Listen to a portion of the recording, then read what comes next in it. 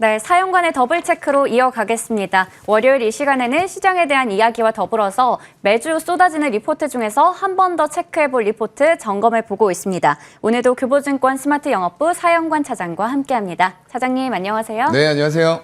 네, 저희가 주말을 좀 잘 보냈다 이런 얘기를 하면서 활기차게 시작을 해야 되는데 미국에서 역시나 우려했던 대로 CPI 쇼크가 나왔고 뭐 국내도 지금 물가 때문에 걱정인데 그러니까요. 미국도 이러니까요. 이번 주에 FOMC도 열리는데 걱정이 많아요. 맞습니다. 시장 어떻게 보세요? 일단 진짜 바라지 않던 상황인데 이게 진짜 지옥문이 열리는 건가 막 이런 생각이 주말에 들더라고요. 정말로 좀 힘든 한 주가 될 것 같고요.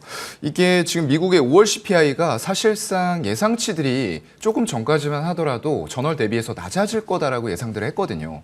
8.3 대비해서 한 0.2%포인트 낮아진 8.1에 끝날 것이다라고 예상들을 했는데 오히려 그걸 뛰어넘어서 41년 만에 최대 상승폭이 좀 나와버렸어요. 그래서 여전히 하이퍼 인플레이션은 현재 진행형이다라고 시장에서는 받아들일 수밖에 없고요. 이거 단기간에 정말로 우리가 예상했던 대로 끝나지 않을 거 아니냐라는 우려감들이 더 커지면서 일단은 쏙 들어갔었던 자이언트 스텝, 한 번에 75bp를 인상하는 거죠.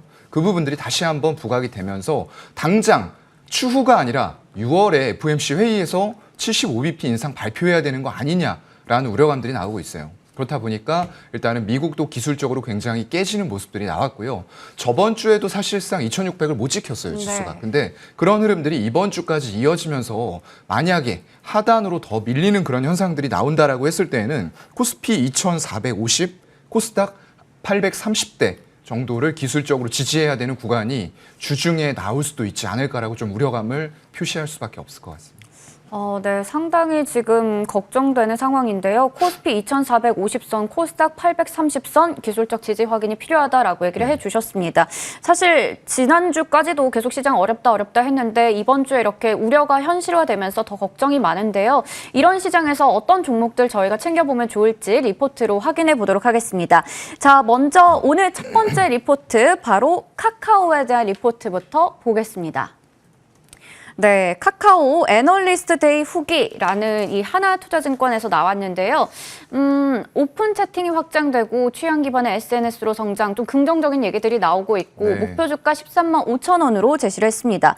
사실 올해 들어서 카카오의 주가는 30%나 빠졌거든요. 지금 많이 빠진 상태라서 이 종목을 픽해 오신 이유가 또 있으실 것 같아요. 글쎄요. 일단은 픽해 오긴 했는데 여러분들 섣불리 사지 마시라고 픽해 왔어요. 그렇군요. 이게 애널리스트들이 리포트 내는 거에 문제가 가장 큰 문제가 가격적인 타이밍이거든요. 물론 미래 내용이 좋다라는 거는 읽어보고 나서 좀 인정을 합니다. 다만 지금 올해 들어서는 30%지만 작년 고점 대비해서는 지금 반토막 이상이에요. 그런데다가 외국인이 특별히 지분을 크게 늘리는 것도 아니고요. 그렇다 보니까 일단 애널리스트 데이 한 다음에 후기들이 많이 쏟아져 나왔습니다. 지금 한국투자증권에서는 매수 유지하면서 12만 5천 원에 목표가를 여전히 유지를 좀 했었고요. 그리고 하나금융투자에서는 그거보다 더 높은 가격이에요. 13만 5천 원에 바이를 외쳤습니다.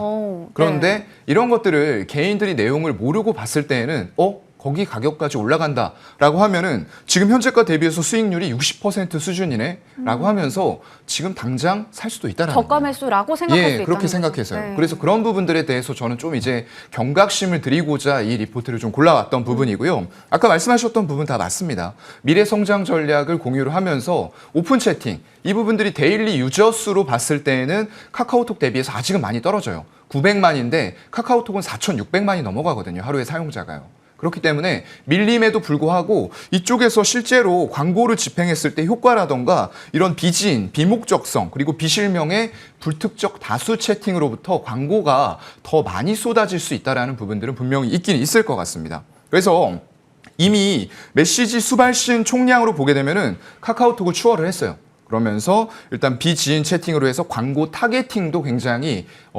유용하게 쓰일 수 있는 이런 플랫폼이라고 보는 거는 맞는 그런 관점이 될 것 같고요. 또한 20년도부터 시작된 카카오 고성장에는 이런 한 축이 있었습니다. 하나의 비즈보드 광고 매출이 확대가 됐었거든요. 이런 부분들을 이어갈 수 있을까? 관심사를 좀 두고서 봐야 될 것 같고요. 거기다 모빌리티, 카카오티 사용자가 벌써 3,800만 명 이상이래요. 네. 엄청나게 많이 사용자가 몰려있기 때문에 이 플랫폼의 힘은 얼마나 많은 사용자를 플랫폼 안에 가둬두고 반복적으로 사용해서 매출을 끌어올리느냐. 이게 핵심이거든요. 그런데 이미 택시를 사용하는 사람들은 이 카카오 택시라던가 이런 부분들이 없으면은 굉장히 불편할 거예요. 네. 이미 그 플랫폼 안에 들어와서 갇혔다라고 저는 좀 표현을 하고요. 그래서 올해 별도 매출이 8,200억이 나올 것 같아요. 거기다가 단기 가맹 택시 사업 확장 이런 부분들도 굉장히 좀 좋게 보고 있는 부분이고요. 중장기적으로는 글로벌 진출과 자율주행 택시가 얼마 전에 현대차에서 강남 한복판에다가 테스트를 했었잖아요. 네. 이런 부분들까지 다 이어질 부분이기 때문에 모빌리티 성장성, 헬스케어 이런 쪽들 다 성장 동력으로 인정합니다. 다만 아까 말씀드렸던 대로 지금 오늘도 일단은 개파락을 할 수밖에 없는 상황이에요. 그렇죠. 그렇다고 하면은 일봉, 주봉상, 지표 기술적으로 다 깨졌고요. 지금 월봉으로 왔을 때 딱 35월선에 걸쳐 있어요. 근데 거기에서 하회를 한다라고 했을 때는 밑에 지지선이 없습니다, 사실상. 그래서 외국인들 만약에 지분 이탈, 매도가 계속적으로 지금 같은 분위기에서 한국 시장을 팔기 위해서 이런 네이버 카카오를 판다라고 했을 때에는 글쎄요, 제가 볼 때는 6만 원을 위협을 받을 수도 있는 지금 자리거든요. 그만큼 조금 미국에서 나왔던 인플레이션 수치가 너무 크게 나왔기 때문에 이런 종목들에 대해서 리포트가 나왔다라고 해서 너무 성급하게 매수하지 말고 외국인들이 매수해서 안전판을 깔아놓은 뒤에 우리는 안전마진 확보하고 오히려 제가 물타기가 아니고 불타기 해야 된다고 말씀드렸죠. 조금 비싸게 사더라도 수급에 맞춰서 더 사시면 됩니다. 그렇게 좀 보시면 좋겠어요. 네, 먼저 첫 번째 리포트 카카오 체크해 봤는데요. 사실 이런 긍정적인 리포트에 네. 반하는 의견을 제시하셨습니다. 그러니까 너무 지금 목표 주가를 보면서 우리가 지금이 기회다 뭐 이렇게 사는 게 아니라 그렇죠. 외국인들의 매수세가 들어오는 거 확인하고 단기적으로 또 실적이 개선되는 부분도 중요하니까요. 이 부분 잘 참고하셔서 대응하시면 좋을 것 같습니다. 네. 6만 원 선이 깨질 수도 있다라는 또 경고의 메시지까지 남겨주셨습니다. 저희 두 번째로 체크해볼 리포트는 바로 제주항공입니다.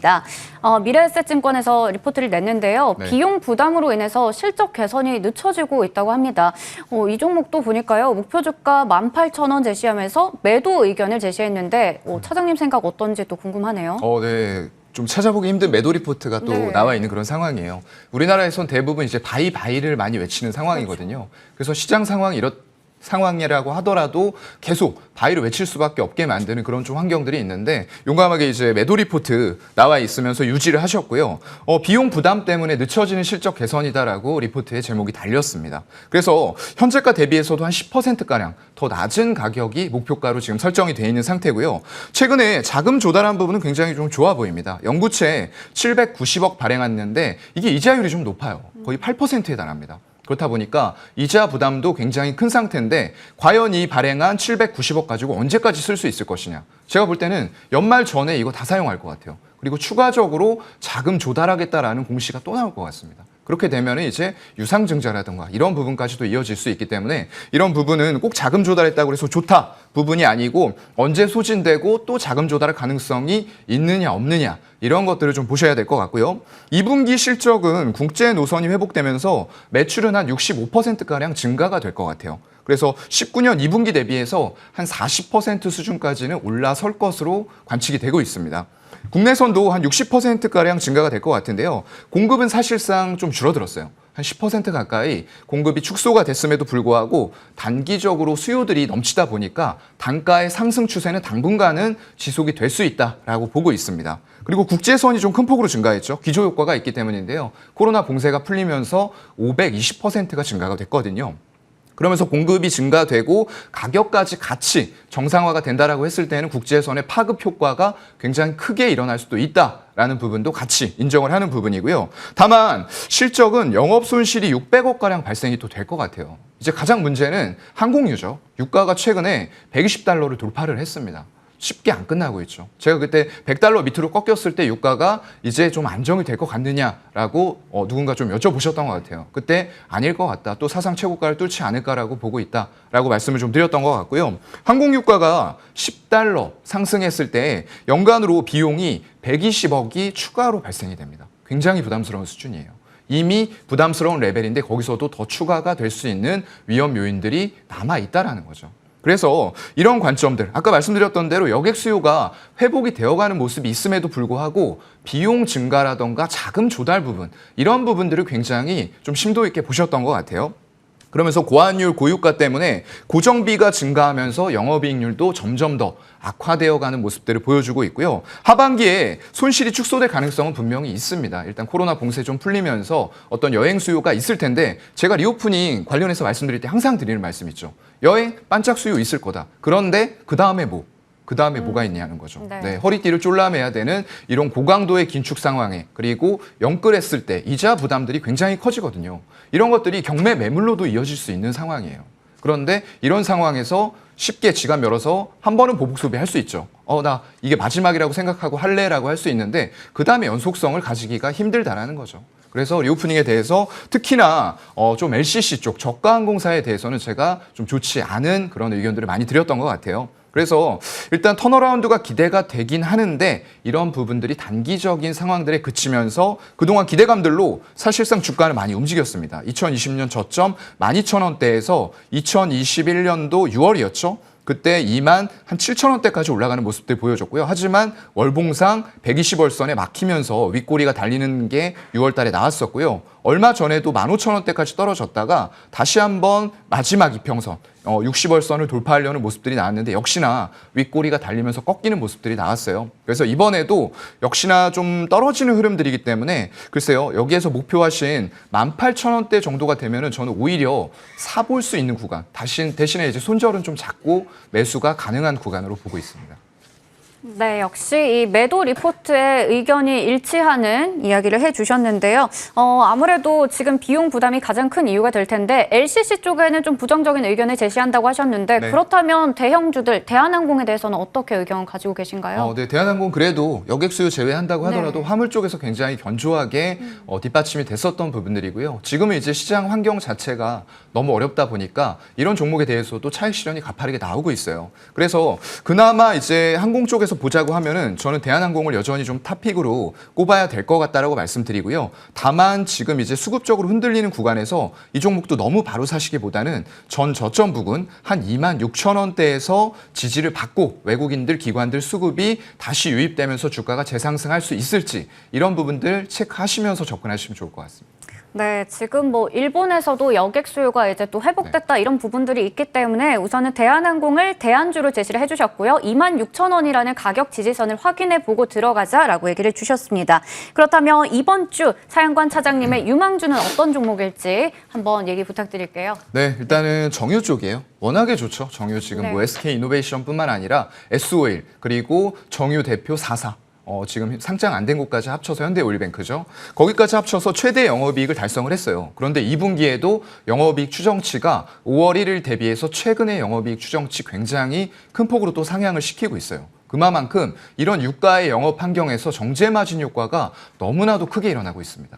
SK이노베이션이 2분기에 이 배터리 부분에 있어서 흑자 전환한다, 아니다, 갑론을박이 많아요. 근데 지금은 중요한 게 이게 아닙니다. 이거는 부가적인 요인이고요. 지금은 정제 마진 효과를 최대로 누릴 수 있는 2분기가 될 것 같다라는 부분들이고요. 그래서 본업이 워낙에 초호황을 맞이하고 있는 사태이기 때문에 지금 2차 전지가 좋은 것도 맞아요. 하지만 2차 전지를 떼어놓고 보더라도 정말로 정유가 좋은 상태다라고 말씀드릴 수 있을 것 같고요. 최고 목표가가 지금 41만 원까지 나와 있어요. 지금 현재가 대비해서 엄청나게 높은 수익률이 네. 기대가 되는 구간이죠. 근데 이거는 아까 리포트하고는 좀 달라요.